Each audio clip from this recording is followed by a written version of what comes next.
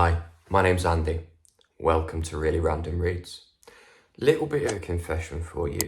This thing called BookTube, so people making videos about books and putting them on YouTube, it's very structured in a way, or it can be, in terms of different months, have different themes, different events, things like that.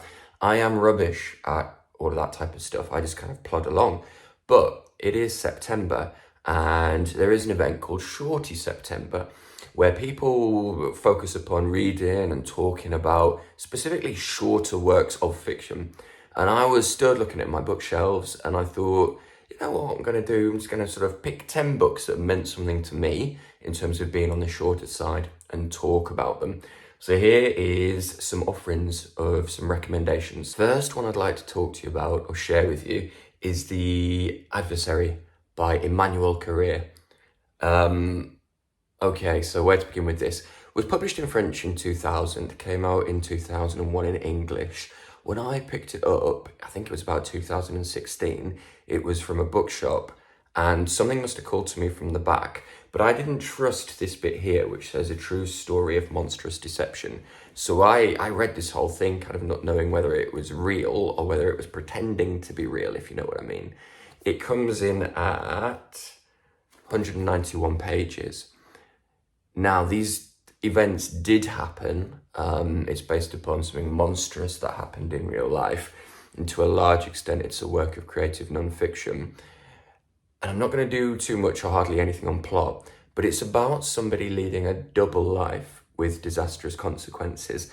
If you're a fan, and I feel a bit weird saying this because obviously this was real life and horrific, but if you're a fan of writers like Patricia Highsmith, and actually, I'm reading a lot of John le Carré at the minute. I know that's in the espionage genre, whereas Patricia Highsmith, often her novels are referred to as suspense novels. But if you're interested in the types of fiction that deals with identity and duplicity, then I thought, I'm cautious to say I recommend, because it's really hard to recommend books for people you don't know. But this one meant a lot for me, and I am very interested in those themes.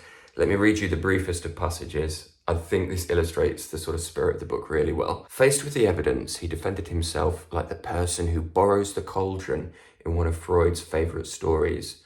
Reproached by the lender for having returned it with a hole in the bottom, the borrower declares first that the cauldron had no hole when he returned it, then that the hole was already there when he borrowed it, lastly, that he'd never borrowed a cauldron from anyone. Next up, Ghost Wall by Sarah Moss. This came out in 2018. I think of this as folk horror, gothic story, very much in the vein to me of a writer like somebody like Sarah Waters or maybe even Patricia Highsmith again. But the atmosphere and the setting of this one is very specific and very, very vivid. So it's set in Northumberland, which, declare of personal interest. So I was born, I don't have the accent, but I was born in Northumberland. And it's as far as you can go, basically, in England before you hit Scotland. People there have a very, very broad accent and often sort of the countryside. It's quite sparse, quite barren, quite bare. It lends itself really well, in my view, to writing a novel, particularly kind of like gothic folk horror novel. So you've got a character who is in the early 90s and she goes with her mum and her dad, she's dragged really, on an archaeological expedition. How do I always get that wrong? Is it expedition? They're digging stuff up, folks. Now, it is a dark book, okay? And it's short, it's 149 pages. And one of the reasons that it's so dark is the dad, the father figure. He basically has had enough of his life and wants to be back in the Iron Age. And it really resonated for me that, not now in terms of contemporary society, particularly that people want to live in the Iron Age, but you do, or I at least often encounter kind of like a nostalgia for the past, and a past that, to be honest, didn't really exist in my view. So you get a lot of that in the book. It's kind of weighed down by this father figure who is unhappy with his life, who is obsessive about the Iron Age, drags his small family off on the sort of bleak, bare Northumberland countryside to do this digging, this archaeological work with some students and a professor. And it just gets progressively weirder and darker and stranger from there. Some 40 Tales of the Afterlives by David Eagleman came out in 2009. David Eagleman, neuroscientist and writer, there's a picture of him in there, looking very erudite with his board. If I think of all these books that I'm sharing with you, this one is the most in the spirit of Shorty September.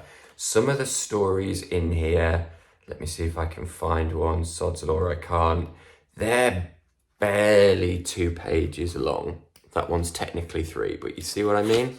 Very, very short stories, and yet you've got this sort of really tight, lean, concise writing that works. It's incredibly vivid. The premise of this book is in each of these 40 stories, it's 40 different versions of the afterlife. It reminded me very much of Roald Dahl. There's a darkness to it. They are tremendously imaginative and very, very effective also at not just being funny, but playing, I think, on our fears and anxieties, certainly upon mine. And I don't even believe in an afterlife, but I read this a couple of times. There's one in here called Circle of Friends, and heaven in that one turns out to be populated only by the people that you remember. So all the strangers in your life, they don't exist there.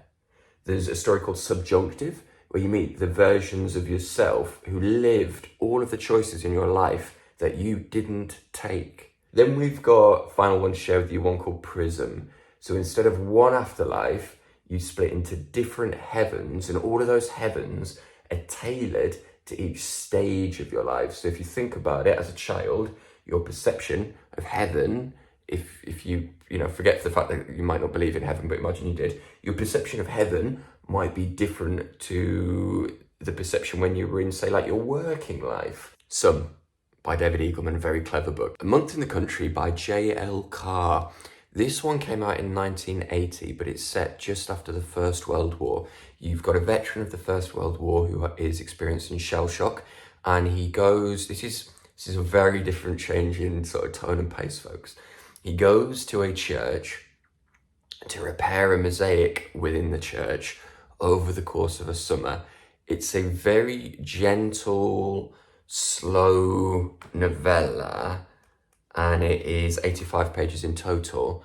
And the danger is, as I say those words, you associate them with bad things, or you associate them with something that is underwhelming. This book has a real kind of like quiet power to it. I keep seeing it in charity shops around North London, and there is a reason I think that this 85-page story written 35 years ago is kicking about all over the place near where I live.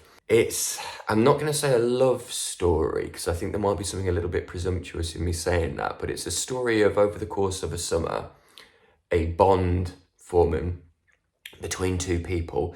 And like all, in my view, of the best love stories, I'm going to use that word, there is an strong element of loss and something unfulfilled, something that doesn't come off and you're left wondering what might have been. I'm thinking now about the book that I was just talking about, David Eagleman and the Past Lives. So very, very quiet, powerful book. I like reading books off season, so to speak. So now that we move into autumn, darker, colder, this book's set in summer, very quaint. There's something kind of appealing about that to me. Really, really recommend this one. Conscious I haven't done a brilliant job of describing it. It's difficult to describe, I think. Hope it's not just me being lazy. It has a strange kind of power. An old favourite for me, Shirley Jackson's We Have Always Lived in the Castle. Came out in 1962. Shirley Jackson, if you don't know, kind of a pinnacle author in writing about creepy houses, haunted houses, arguably set the kind of gold standard for that. It did, in my case, my opinion, with Hill House, a novel about a haunted house that a group of strangers stay in.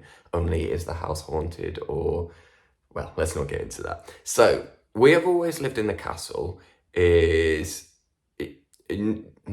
okay, I'm pausing because I'm so tempted to jump into talking about this as if it were some kind of ghost story, but this is even more in the vein of psychological horror or psychological weirdness slash gothic slash uncanny, whatever you want to call it. You've got two sisters, one older, one a bit younger, and they're just very weird and very, very odd. There is something deeply unsettling about the whole thing, particularly the younger sister. She has done something no spoilers here, this is in the opening pages. She's clearly done something very, very bad, or suspected of doing something very, very bad. And the small town where she lives don't like her and don't want her there. That is conveyed in very evocative yet subtle scenes. For example, one in a diner where the older sister goes in and gets a cup of coffee.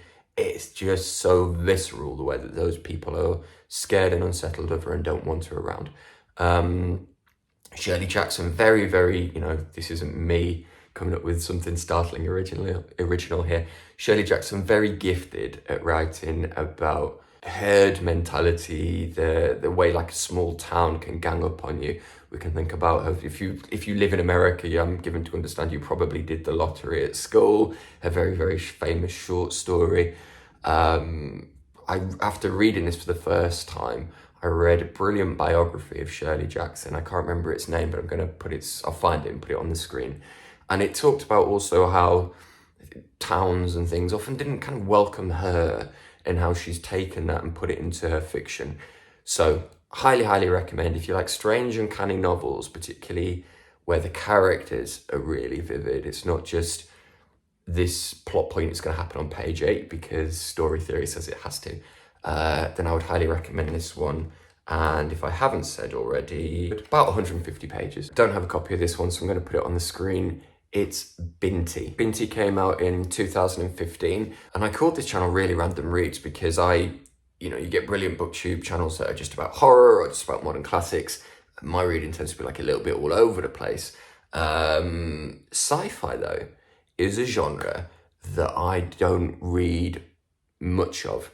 Not because I think it's bad or look down on it or anything like that. It's because for some reason it just kind of doesn't often click in with me, isn't my cup of tea. However, Binti was a story that did. The protagonist in the story, he is traveling on a spaceship to go to university when something bad happens. There is a brilliant, in my view, kind of turn halfway through this story where everything turns on its head. It's very much one, I think, that is exploring identity. That would be a key theme of it. And you have this point in the story where, so you've got the person going on a journey, they're traveling off to university, they come under threat, and that is conveyed brilliantly. And then you have this turning point in the middle. I went into this story blind, I didn't know what it was about at all. That is also conveyed brilliantly. I've spoken a few times on this channel about how I usually don't like stories that are more like parables. Particularly over the course of a novel, I find it doesn't really work. But I like the type of story where it's that Chekhov thing of show me the problem well, rather than tell me what you think the answer is. Arguably, probably is, Binti is a kind of parable. And yet I still think it works. I think part of that might be to do with it's a short story, like it's a novella. And I think it's really difficult to hold a parable over an entire novel. But yeah, hopefully I've managed to give you a flavour of this one. Even if you don't ordinarily read sci-fi, check it out. Notes from Underground by Dostoevsky. Came out in the 1850s. I'll put it on the screen if I've got that wrong.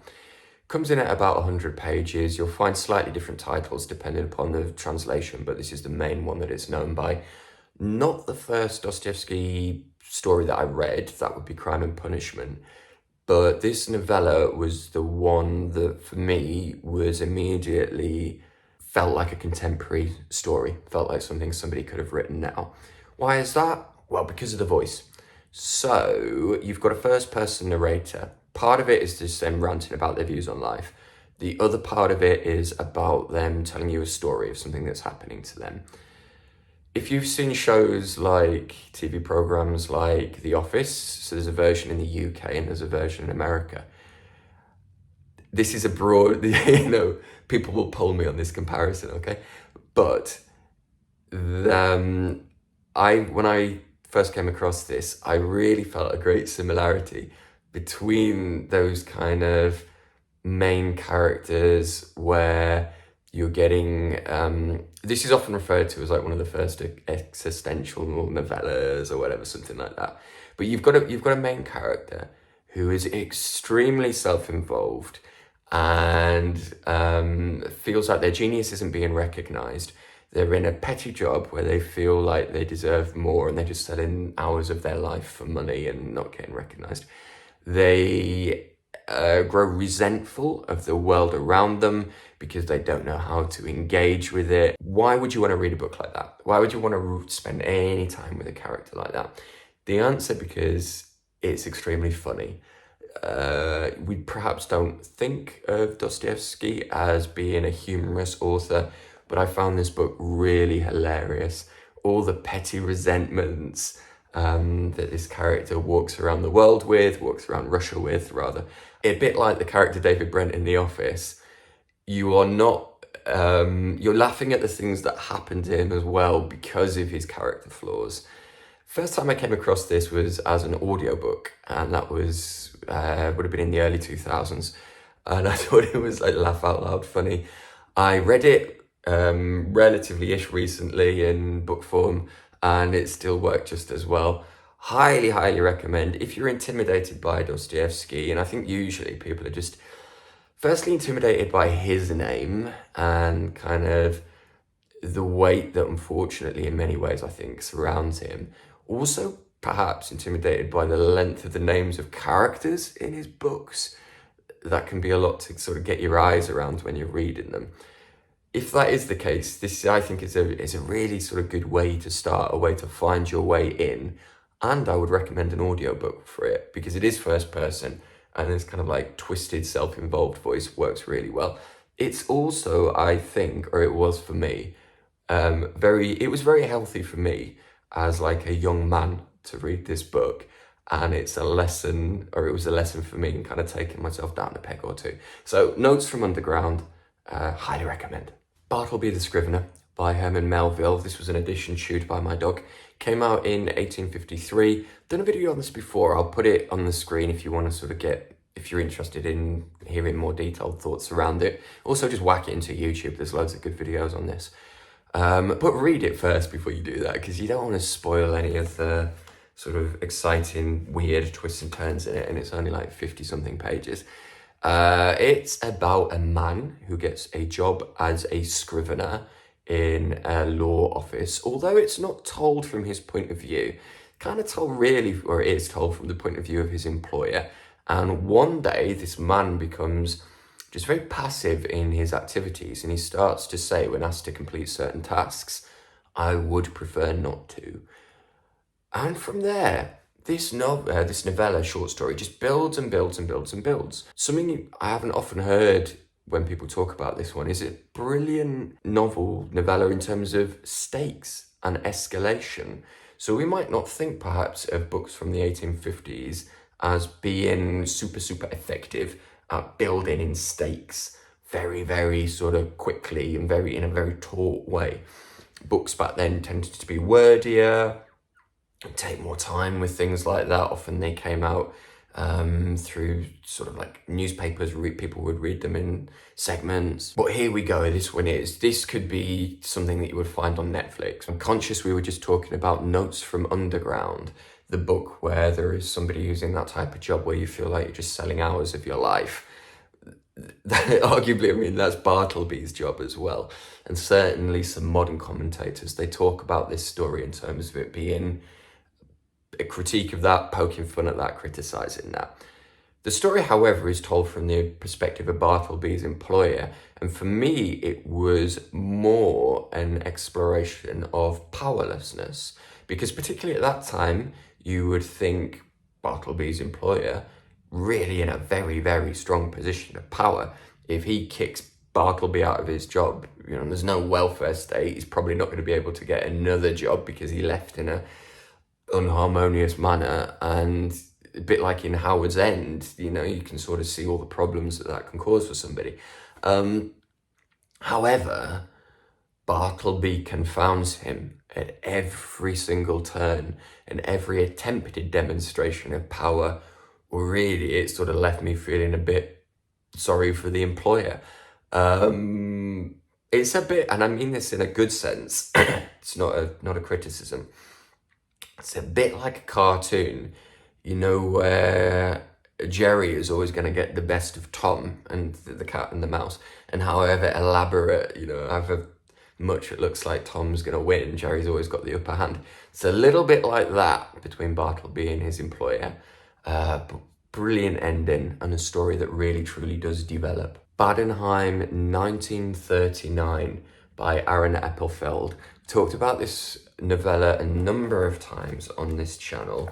Comes in 148 pages, and we are in, you won't be surprised to know, 1939, at a town in Austria. It's a town where there are lots of Jewish people living, and the Nazis are coming, essentially. So, heavy book to talk about. You don't really see sort of graphic violence and things in this. You don't see concentration camps and gas chambers and all things like that. If you were stepping back from the horrific real-world consequences and horrific stories entailed in this, and you were looking at it from a perspective of telling, like a literary perspective, in terms of stakes and I almost want to say suspense. So you've got an audience when we're reading this now it's 2025 at the moment. You know the way that went in 1939, particularly for a Jewish town in that region. But the characters don't.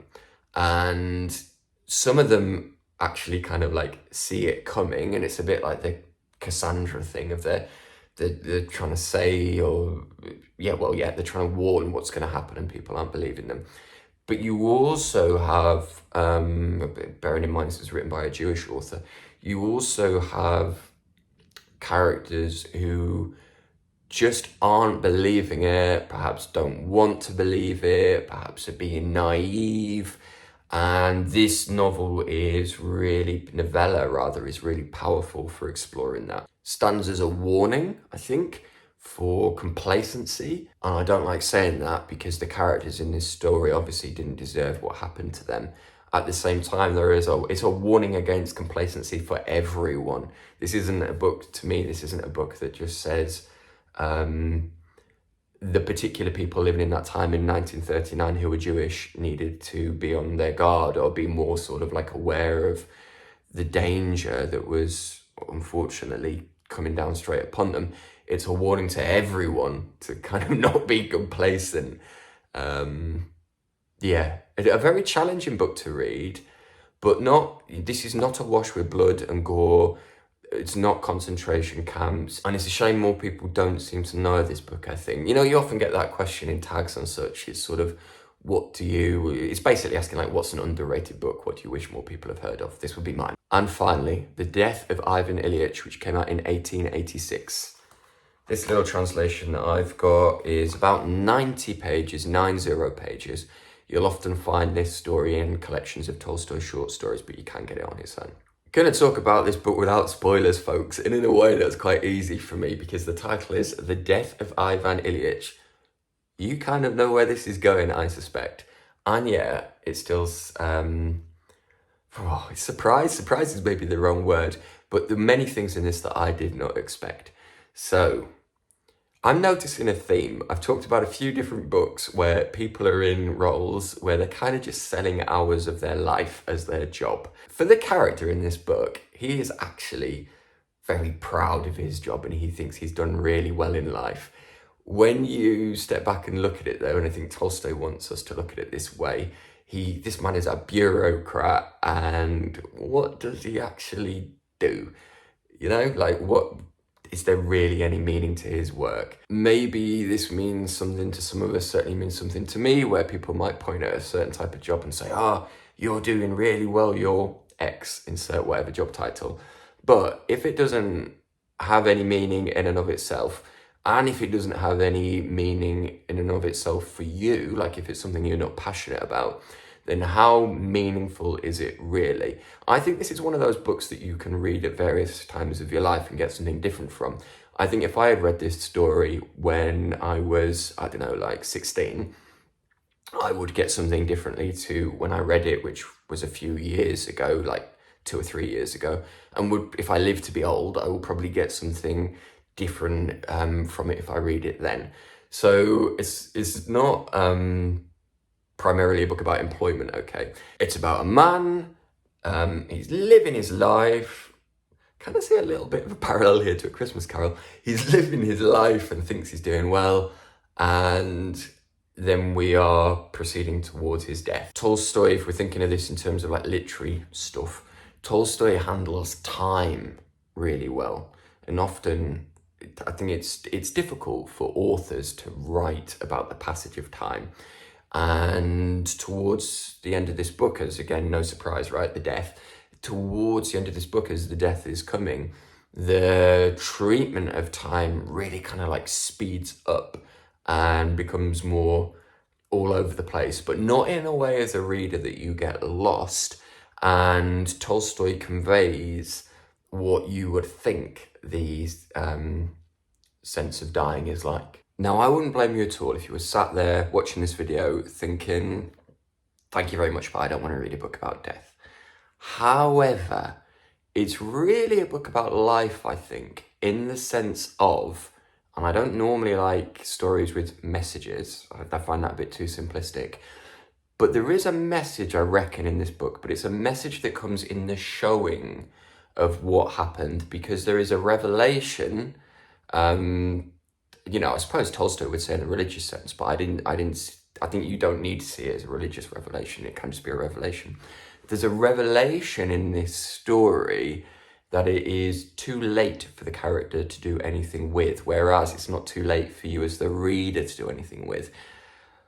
I didn't realise it at the time, but there are a lot of parallels to A Christmas Carol here with this. So I don't want to weigh you down and make you feel all gloomy talking about death, because this isn't a book that is, in my view, it's not a book that is meant to be simply just a super realistic depiction of somebody dying, after which you go away and feel very sad, although I did feel very sad after reading this book, actually. But its purpose, I suspect, really is to convey the revelation that the character has. Thank you very much for watching, folks. Maybe I should have finished on a little bit more of a cheerful, kind of shorter story. I don't want to leave you with gloomy feelings, and also don't let that put you off that book. Wishing you well wherever you are. If you have a moment to like and subscribe, very much appreciate that. Thank you very much, folks. Bye.